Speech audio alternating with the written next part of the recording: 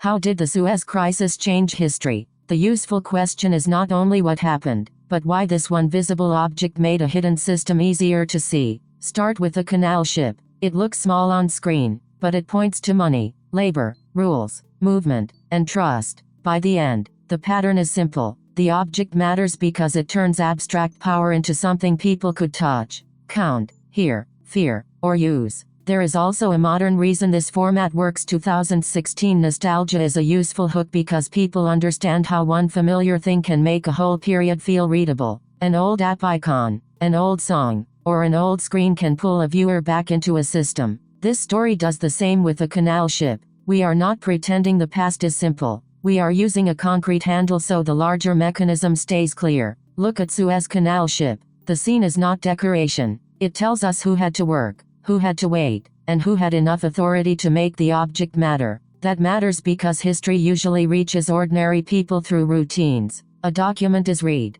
a shipment is unloaded, a price is paid, a voice is heard, a line forms, a headline travels. Those small actions are where large systems become believable. The first mechanism is this: a narrow waterway connected military choices to oil, shipping, finance, and public legitimacy. This is the part viewers can reuse when the next historical object appears. Do not start with a great man summary. Start with the repeated action. Who touches the object? Who pays for it? Who records it? Who has to trust it tomorrow? Once those questions are visible, the story becomes more than trivia. One example is the way a canal ship creates a timeline. Before the object spreads, the system is slower, looser, or harder to coordinate. After it spreads, people can compare, demand, plan, and argue in a new rhythm. A timeline is not just dates on a chart. It is the moment when people begin to expect the same object to keep working the same way again. The second mechanism is this: Britain and France could still act militarily, but they could not control the diplomatic and economic reaction alone.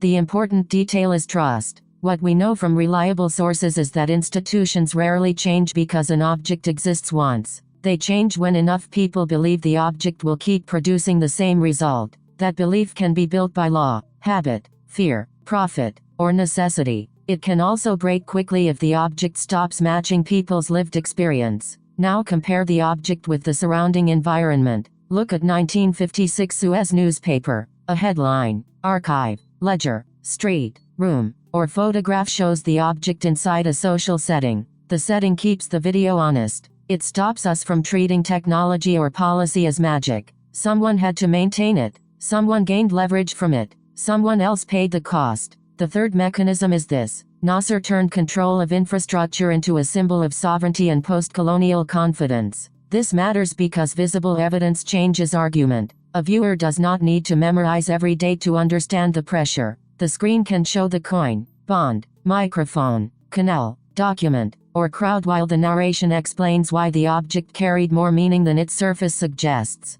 The midpoint turn is where the story becomes less comfortable. The object solved one problem while creating another. Speed can create dependence. Trust can create complacency. Coordination can create exclusion. The deeper pattern is that useful systems often become powerful before people fully understand the trade-off. That is why a good history explainer should not end at invention. It should ask who became stronger once the object became normal. Another example is public memory. People remember the Suez Crisis through a clean image, but the clean image hides a messy chain. Material, labor, transport, law, media, and belief all have to connect. When one link fails, the object stops looking inevitable. When the links hold, it feels natural, and that feeling of naturalness is often the real historical victory. The risk is overclaiming. We do not need to say one object caused everything. The stronger claim is more precise. The object made a system legible, repeatable, and emotionally believable. That is enough.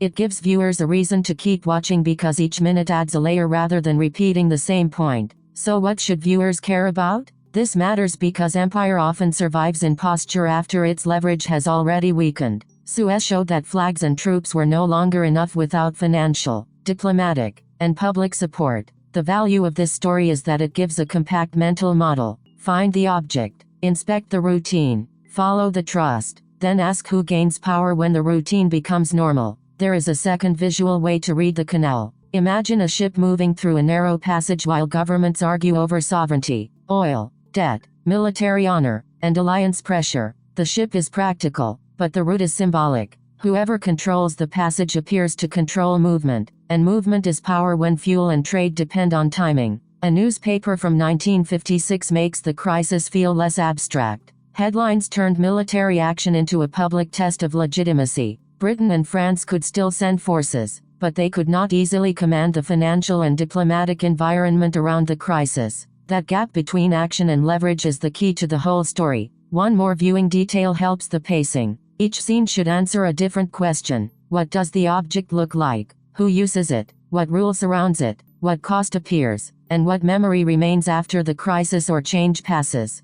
That sequence keeps the video from feeling like a list. It turns the object into a path through cause, consequence, and meaning. The takeaway is this: the Suez crisis exposed empire weakness because a canal made the limits of old power visible in one concentrated place. If this helped the trend make sense, please like the video and subscribe for fast, no fluff history explainers. I will see you in the next one. If this helped the trend make sense, please like the video and subscribe for fast, no fluff explainers. I'll see you in the next one.